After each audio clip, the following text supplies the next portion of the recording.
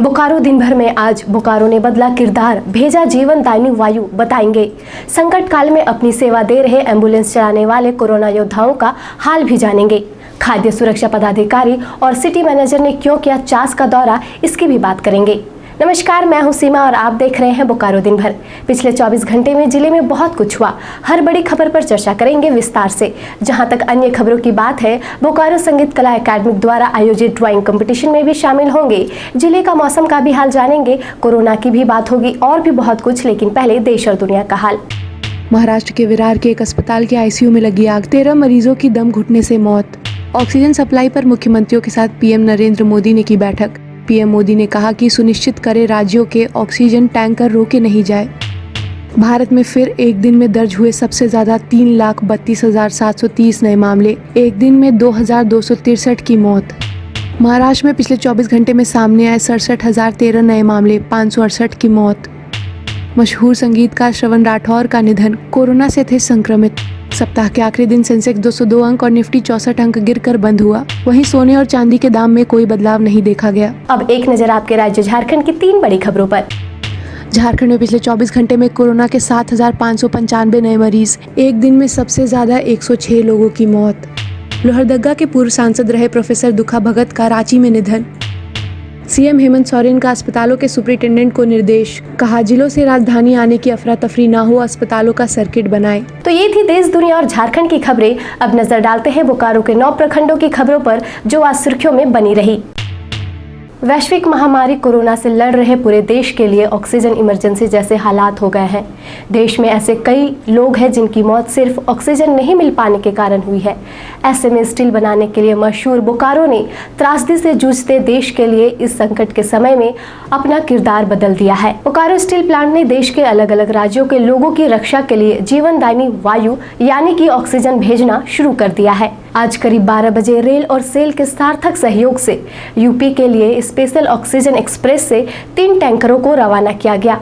आपको बता दें कि बोकारो स्टील प्लांट से अब तक कई राज्यों को ऑक्सीजन सप्लाई किया जा चुका है, जिसमें एमपी, यूपी, वेस्ट बंगाल, बिहार और झारखंड राज्य शामिल है।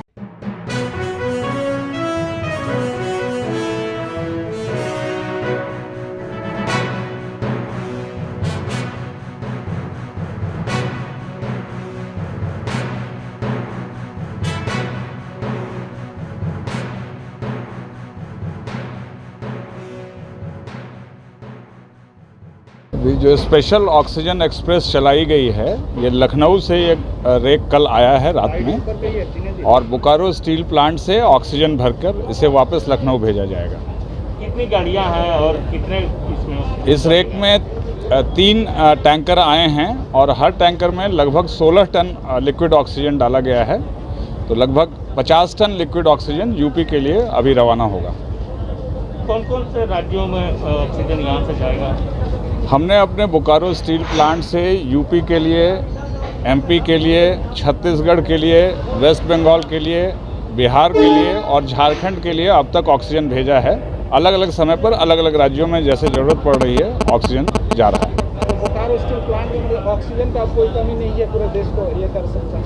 हमारे पास अभी पर्याप्त मात्रा में ऑक्सीजन है। जैसे जैसे देश में ज़रूरत बढ़ रही है और टैंकर आ पा रहे हैं, उसी तरह से हम ऑक्सीजन की आपूर्ति कर रहे हैं।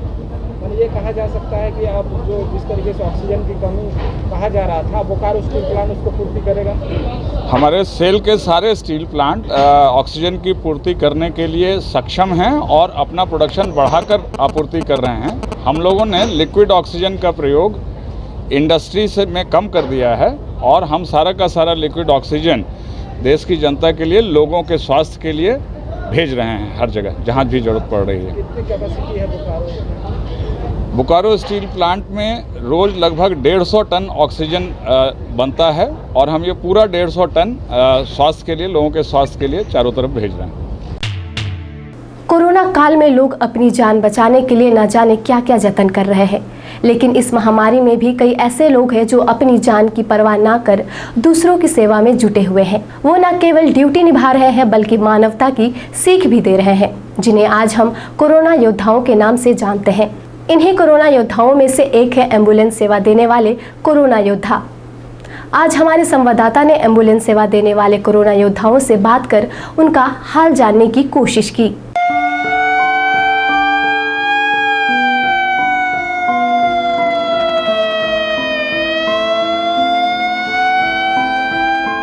जिले में कोरोना का केस बढ़ता चला जा रहा है और सभी अपने स्तर पर कहीं ना कहीं इस कोरोना से लड़ने की जंग में लगे हुए हैं। इन सभी के बीच है हमारे एम्बुलेंस ड्राइवर जो रात दिन यही सेवा करते रहते हैं कि कहां से कोरोना का कोई पेशेंट का खबर है और उसकी मदद करने हम चले। कोरोना काल में वो सेवा तो दे रहे हैं मगर कौन कौन सा समस्या का सामना उनको करना पड़ रहा है ये जानने के लिए हम अभी आए हुए हैं बोकारो जनरल अस्पताल के सामने, जहाँ पर आप देखा करते होंगे एम्बुलेंस की लाइन लगी रहती है।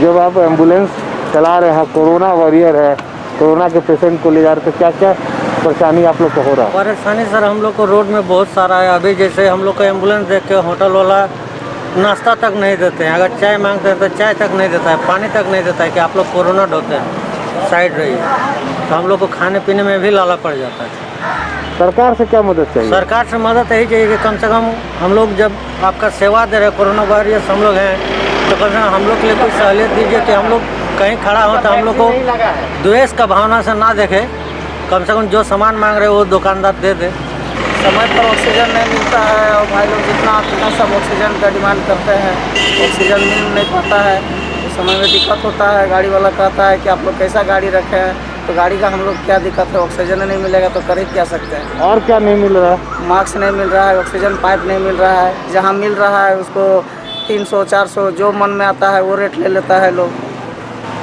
भाड़ा हम लोग को कम मिलता है, बोलता है गाड़ी वाला हॉस्पिटल में भाड़ा दे देगा सब, लेकिन हम लोग को देगा नहीं, रोने गाने लगता है।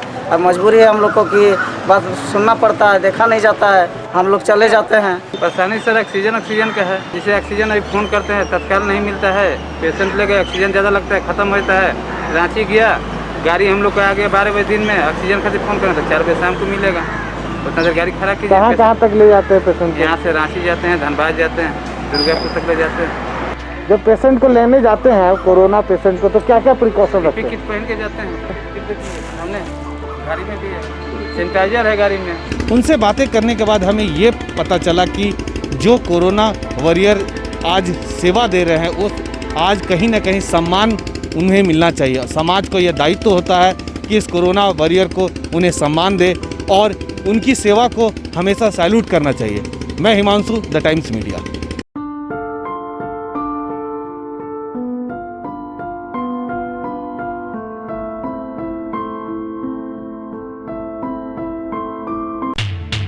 कोरोना संक्रमण के बढ़ते मामले को देखते हुए गुरुवार को राज्य स्तर बैंकर्स कमेटी SLBC ने वीडियो कॉन्फ्रेंसिंग के माध्यम से बैठक की। बैठक में LDM दिनेश्वर राणा ने बताया कि कोरोना काल के दौरान रोजाना सिर्फ 4 घंटे के लिए ही लोगों को बैंकिंग सुविधाएं मुहैया हो सकेगी। इसके तहत अब जिले भर के बैंकों का समय सुबह 10 बजे से दोपहर 2 बजे तक ही रहेगा।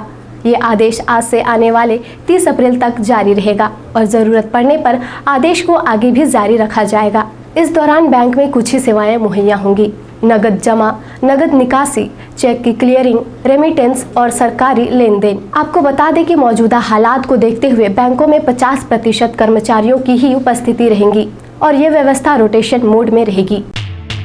स्वास्थ्य सुरक्षा सप्ताह के तहत कोरोना गाइडलाइंस का सख्ती से पालन कराने को लेकर दंडाधिकारी सह जिला खाद्य सुरक्षा पदाधिकारी अपूर्वा मिंज और सिटी मैनेजर ने गुरुवार को 50 के कई दुकानों का निरीक्षण किया। दंडाधिकारी अपूर्वा मिंज ने सभी दुकानदारों को खाद्य सामग्री सही मूल्य पर बिक्री करने को कहा। वहीं उन्होंने दुकानदारों को खाद्य वस्तुओं का दाम और भंडारण का प्रदर्शन दुकान के बाहर करने का निर्देश दिया ताकि खरीदने वाले ग्राहक को किसी तरह की कोई दिक्कत ना हो। दुकानदारों को दुकान के बाहर शारीरिक दूरी और मास्क का इस्तेमाल अनिवार्य करने को कहा और बिना मास्क के सामान खरीदने आए व्यक्ति को कोई सामान नहीं देने की बात कही। साथ ही दुकान के बाहर नो मास्क नो सामान का बोर्ड लगाने को कहा। इसी बीच अब जान लेते हैं कोरोना अपडेट। बोकारो में पिछले 24 घंटे में कोरोना के 435 नए मामले सामने आए, जिसके बाद बोकारो में अब कुल एक्टिव केस 1470 हो गए हैं। वहीं 172 लोग ठीक होकर घर लौटे, जबकि 1229 सैंपल जांच के लिए जमा किए गए। साथ ही दूसरी तरफ जिले में गुरुवार को कुल 2379 लोगों को कोविड-19 का टीका लगाया गया। स्वास्थ्य सुरक्षा सप्ताह के तहत Bokaro DC Rajesh Singh, SP Chandan Kumar Jha, SDO Shashi Prakash Singh ने गुरुवार को ऑनलाइन माध्यम से जिले के बीडीओ, सीईओ और थाना प्रभारियों के साथ बैठक की। उपायुक्त राजेश सिंह ने कहा कि सभी को इस बात का ध्यान रखना है कि लोग बेवजह सड़कों पर ना निकले और जमावड़ा ना करें। लोग बेहद जरूरी होने पर ही मास्क और सोशल डिस्टेंसिंग का अनुपालन करते हुए सड़कों पर निकले। पुलिस अधीक्षक चंदन कुमार झा ने सुनिश्चित करने को कहा कि अनुमति प्राप्त दुकानों को छोड़कर कोई भी दुकान नहीं खुली हो। वहीं चास एसडीओ शशि प्रकाश सिंह ने कहा कि सड़क पर आवाजाही करने वाले लोगों से बाहर निकलने का कारण पूछे, उनका पहचान पत्र मांगे और वो ड्यूटी जा रहे हैं या जरूरी किसी कारण से बाहर निकले हो तो ठीक है, नहीं तो उनके विरुद्ध प्राथमिकी दर्ज करने को कहा। बोकारो संगीत कला एकेडमी ने गुरुवार को अर्थ डे के अवसर पर ऑनलाइन ड्राइंग कंपटीशन का आयोजन किया, जिसमें सभी बच्चों ने बढ़ चढ़कर हिस्सा लिया।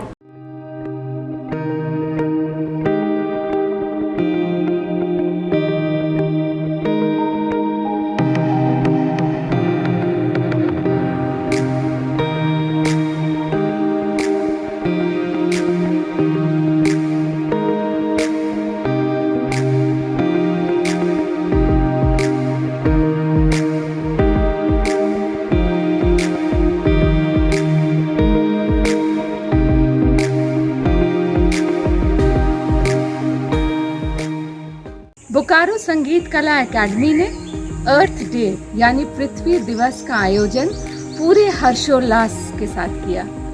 कोविड-19 के गाइडलाइंस को फॉलो करते हुए हमने बच्चों के लिए ऑनलाइन प्रोग्राम्स आयोजन किए, जिनमें पोस्टर मेकिंग कंपटीशन और ड्राइंग कंपटीशन थे। और मुझे बहुत ही हर्ष हो रहा है, बहुत खुशी हो रही है ये कहते हुए कि बच्चों ने बढ़ चढ़कर इसमें हिस्सा लिया और कार्यक्रम को सफल बनाया। Special thanks to the teachers and the faculty members of Bokaro Sangeet Kala academy for taking an extra effort to make this programme successful.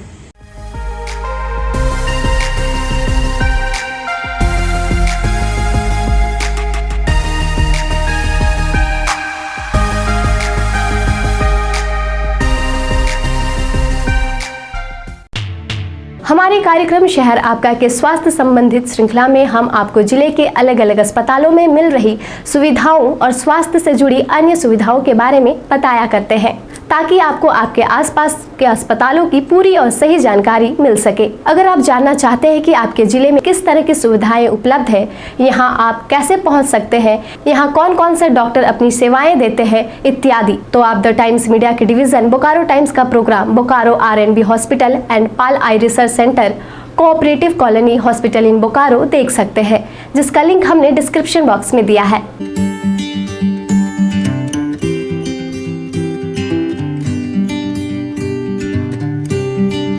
हमारे कार्यक्रम में आज हम आपको लेकर आए हैं, हम यहाँ जानेंगे कि यहाँ OPD की क्या टाइमिंग है।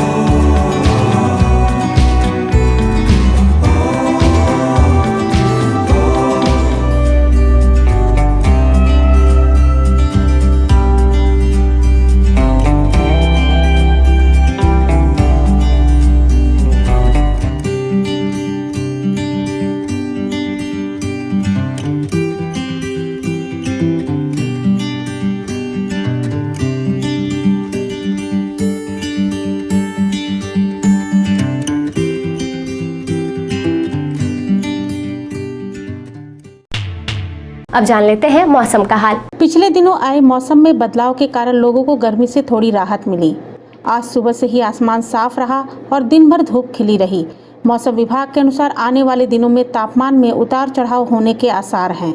आज का अधिकतम तापमान 38 डिग्री सेल्सियस और न्यूनतम तापमान 22 डिग्री सेल्सियस रिकॉर्ड किया गया। आप अपने आसपास की घटनाएं और समस्याओं को हमें व्हाट्सएप कर सकते हैं। हमारा व्हाट्सएप नंबर है 9334210302। इसी तरह बोकारो की तमाम खबरों को जानने के लिए आप हमारे चैनल बोकारो टाइम्स को लाइक करें, सब्सक्राइब करें और शेयर करें। फिर मिलेंगे 2 दिनों की छुट्टी के बाद बोकारो दिन भर में सोमवार से शुक्रवार रात 8 बजे। तब तक के लिए नमस्कार। बने रहें thetimesmedia.com पर। आप हमें फेसबुक और यूट्यूब पर भी देख सकते हैं।